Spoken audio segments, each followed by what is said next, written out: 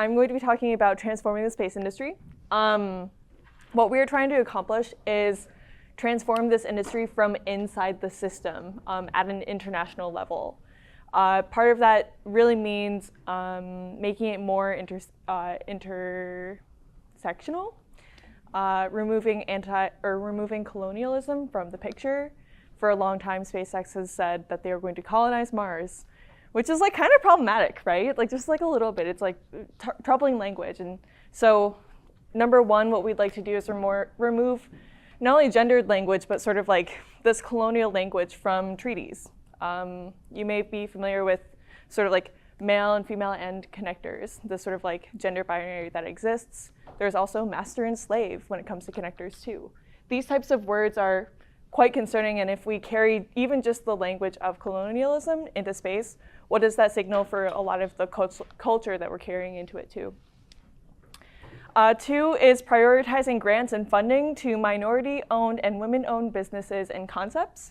So right now, pretty much the entire space industry is owned by men. It's tough for me to think of like that many examples where a space company is owned by women.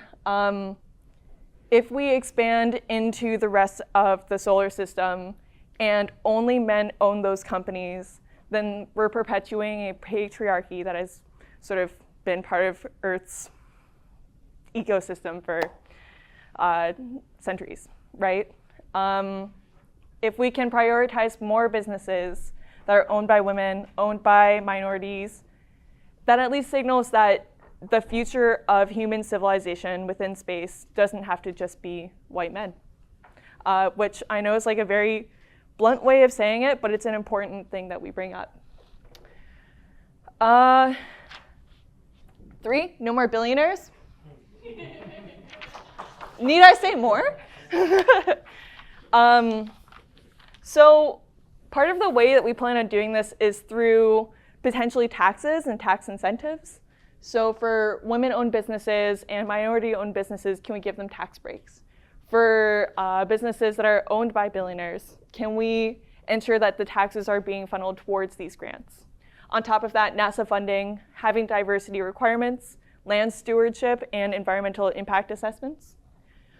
Studies on the impact of space on diverse communities. So part of what Luis does is sort of like bringing together all these communities that don't necessarily have that funding to get access to space. If only certain groups are able to access space, and the studies going into it are also funded just by those groups, you can sort of draw a parallel to the medical industry, right? So much of medicine has been studied by men that women were forgotten about in a lot of the research of it, or they weren't necessarily considered. We don't have painkillers when it comes to IUD insertion, right? So it's important that we consider the impact of space on diverse communities. And then the last one is education and training on socio-political impacts of space technology. I think that sort of goes back to the Space University, Space University. I'm gonna put this down because I don't want to hold it more. But when you graduate from engineering school, you take an oath as an order of the engineer to do no harm, try to do better for your community, try to do better for the people around you.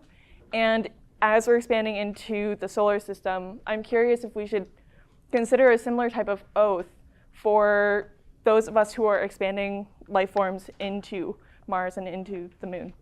I'll take any questions now.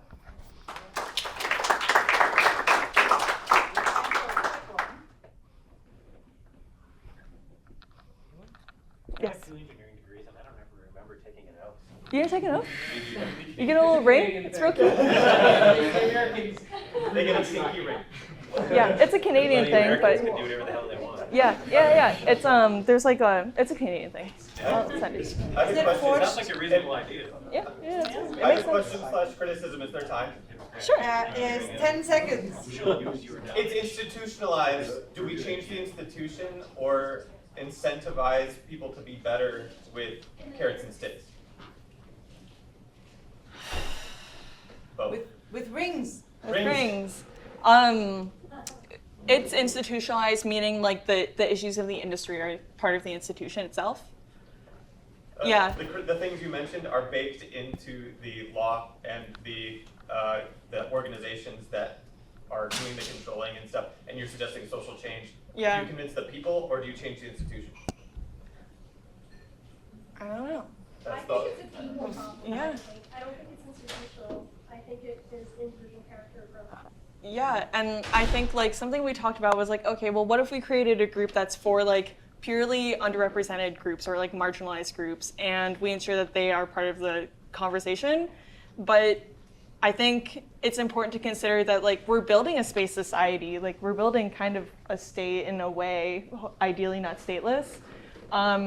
And that shouldn't be sort of like, there's these people and then there's like the marginalized groups. It should be like that mix of them. It should be like a blend of people. Humans. And I think by doing that, you don't necessarily need to like convince everyone, right? It's sort of baked into that. So that would be my hope. All right. Thank you so much. Yeah.